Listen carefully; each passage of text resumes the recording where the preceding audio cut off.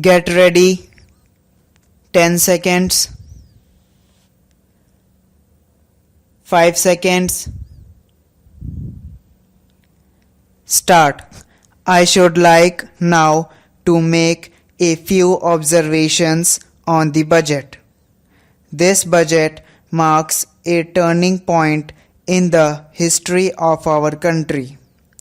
It is no use attempting, as some of my friends have done, either to deprecate the budget very strongly or to suggest that we are not witnessing a new revolution in our methods of fiscal training and technique. I want it to be quite clearly pointed out to my friends that we are now facing the lean years of Indian finance.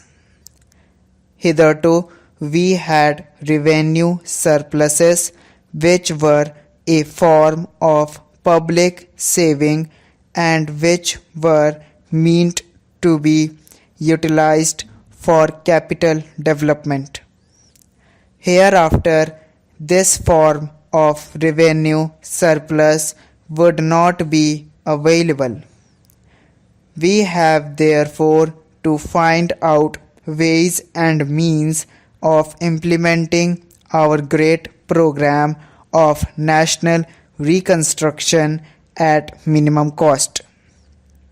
My point is that the deficit on revenue account would be of the order of about rupees 19 to 20 crores.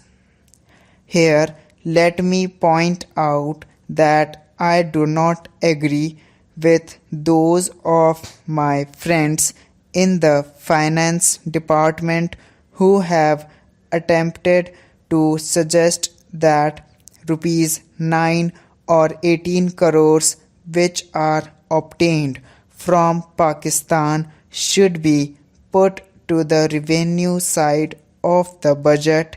They are to be put on the capital side. But that does not seriously alter the trend of my argument. What I am suggesting is that we would have to be prepared for a deficit of a much higher order even on the revenue side. That itself should make us realize that there are very many problems which we have to face and that we have to undertake ways and means of increasing the resources of our country so that it might be possible for us to have a greater amount of surplus or a greater amount of public saving for the purpose of financing capital development.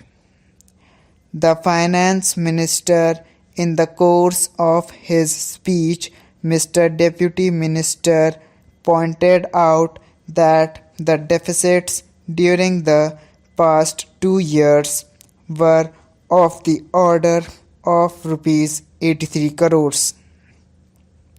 I venture humbly to disagree with him because I feel that when we are talking of deficits, we must take into account the overall deficit incurred by the central government, and that would be of the order of rupees 200 crores.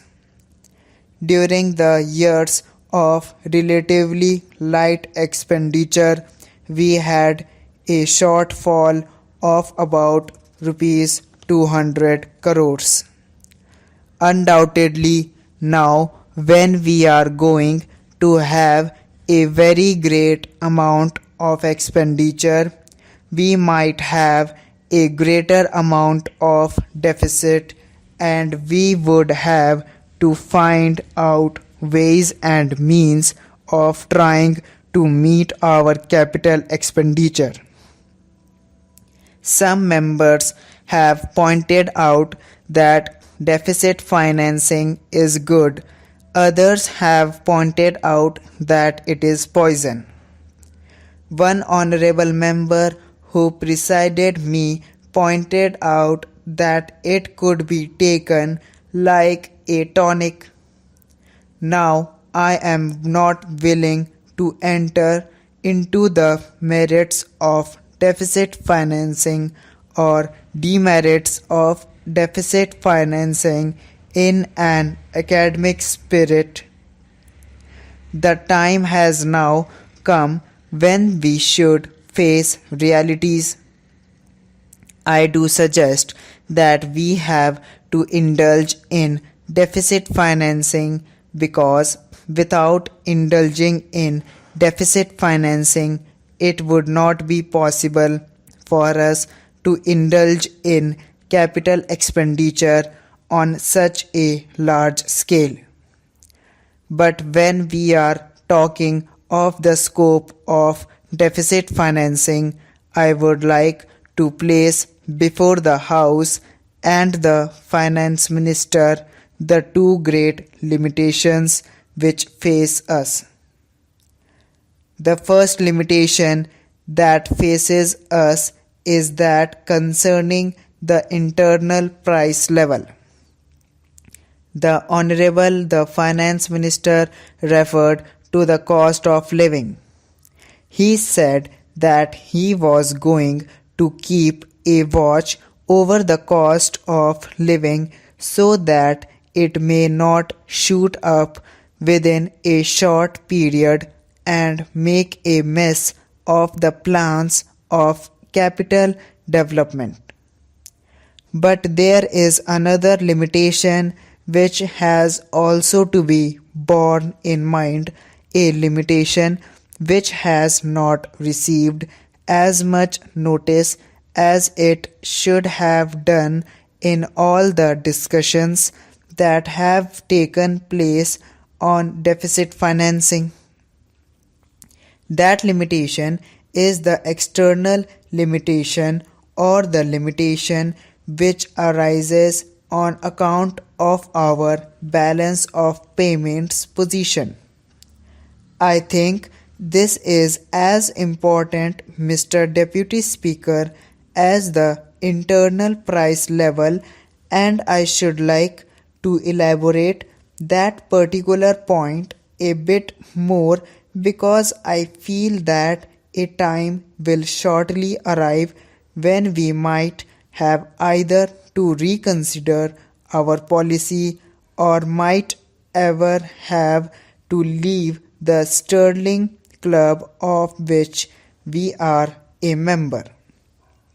The second serious limitation is as serious as the first.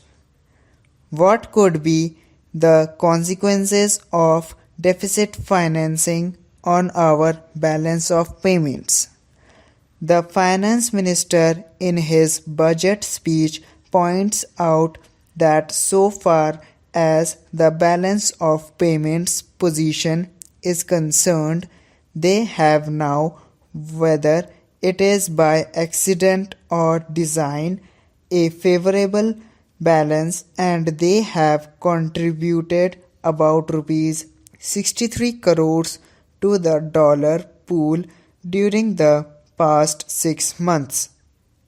But the moment we indulge in deficit financing, we have to be prepared for worsening of our balance of payments.